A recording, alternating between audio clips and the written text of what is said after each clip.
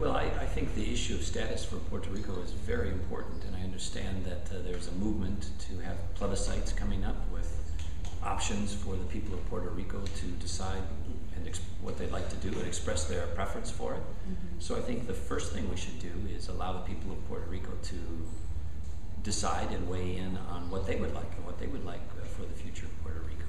And so I would await the outcomes of those plebiscites, but I would also note that from a Republican standpoint, the GOP platform in 2008, and I believe in other years as well, supported a pathway to statehood for Puerto Rico if that's what Puerto Rico chose to do. In the sequence of making sure that the people of Puerto Rico speak for what they would like first, and I think that's why the plebiscites offering the options of status quo, whether they would prefer statehood, whether they prefer other status, we need to let that process, I think, go forward and see how the people of Puerto Rico feel, so we're not telling them what to do or imposing things on Puerto Rico. Well, in Minnesota, if you haven't been there, it's got a deep liberal tradition. So there's politicians there over the years like Hubert Humphrey and Walter Mondale and Paul Wellstone and now U.S. Senator Al Franken. So it leans pretty hard left.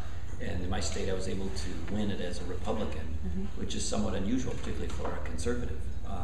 And we changed the state on spending and taxes, health care, public employee pensions, education, lawsuit reform, and we've got, I think, I have one of the best records in the country for a governor.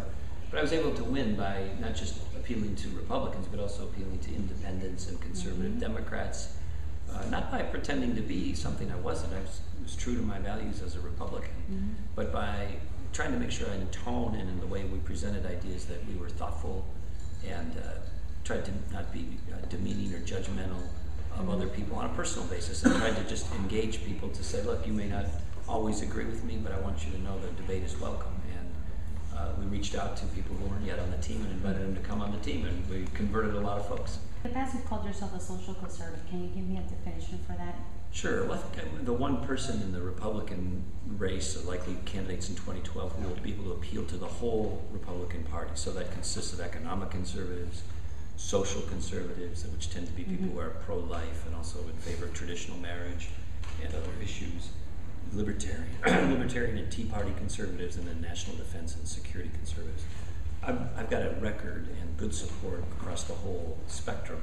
Many of the other candidates, I think, are going to be able to appeal only to one or two of those categories, but I'm going to be able to appeal to all four, unite the party, excite the party, and then also be able to appeal to the independents and the Democrats that we're going to be able to, that we need to win the election in places like Wisconsin and Ohio and Florida and Colorado and many other places. Okay, two more questions, I'll be done. What do you think then about the Republican Party and the possibility of these candidates like Sarah Palin and Michelle Bachmann, who have very extreme postures about religion and a lot of other issues? Do you think that they can get a lot of common votes?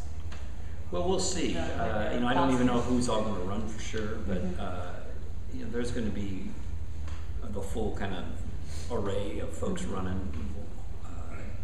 But I think I'm best suited. I think if you look at, there's some folks who will be more on the liberal wing of the Republican Party. There's some other people, but I think I've got the genuine ability to appeal to the whole party, and on economic issues, social issues, kind of libertarian issues, as well as national defense. You have mentioned different names for your presidential running mate. Is Governor Luis Fortuño in that possible list? I always mention Luis Fortuño. He is a wonderful friend and a wonderful person, and in addition to his great vision for Puerto Rico, I know him as somebody of great character and integrity.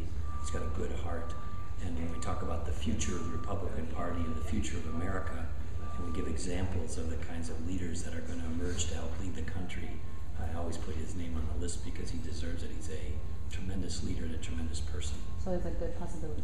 Absolutely.